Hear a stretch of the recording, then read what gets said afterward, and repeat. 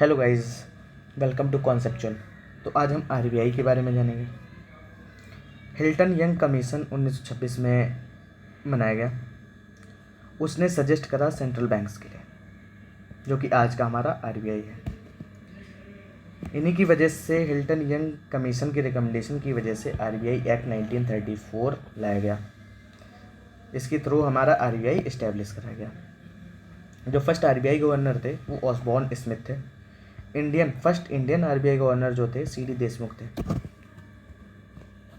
1948 और 49 में private shares जो कि आरबीआई में थे वो ट्रांसफ़र कर दिए गए गवर्नमेंट को by transfer of ownership act 1948। 1949 में क्या हुआ, बैंकिंग रेगुलेशन एक्ट आया। वो इस एक्ट का रोल क्या था कि आरबीआई को पावरफुल बना दे। तो बैंकिंग रेगुलेशन एक्ट ने आरबीआई को कौन कौन सी पावर दी? बैंक्स को लाइसेंस देने की, हाँ भैया तुम जाओ बैंक खोलो जाके, और नई ब्रांचेस खोलने की पावर दे दी।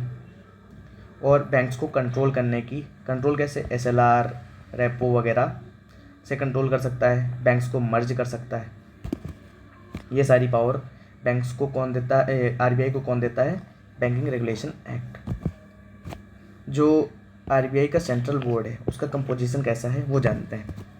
इसमें नॉन ऑफिशियल डायरेक्टर्स होंगे और ऑफिशियल डायरेक्टर्स होंगे। ऑफिशियल डायरेक्टर्स के अंदर आरबीआई गवर्नर और 4 डिप्टी गवर्नर्स आते हैं। नॉन ऑफिशियल डायरेक्टर्स के अंदर 2 गवर्नमेंट ऑफिशियल, 10 डायरेक्टर्स जो कि नॉमिनेटेड होंगे गवर्नमेंट के द्वारा, और 4 डायरेक्टर्स ऐसे होंगे जो कि आरबीआई के लोकल बोर्ड से लिए जाएंगे। ये लोकल बोर्ड्स कहाँ कहाँ हैं? नॉर्थ, साउथ, ईस्ट, वेस्ट में हैं ये लोकल बोर्ड्स।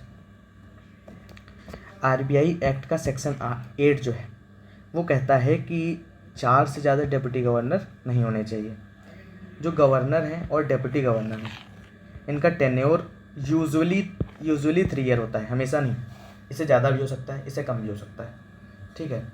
और जो गवर्नर और डिप्टी गवर्नर हैं इनका रीअपॉइंटमेंट भी हो सकता है। अगर एक बार ये अपनी पोस्ट छोड़ेंगे उसके बाद इनको फिर से अपॉइंट करा जा सकता है।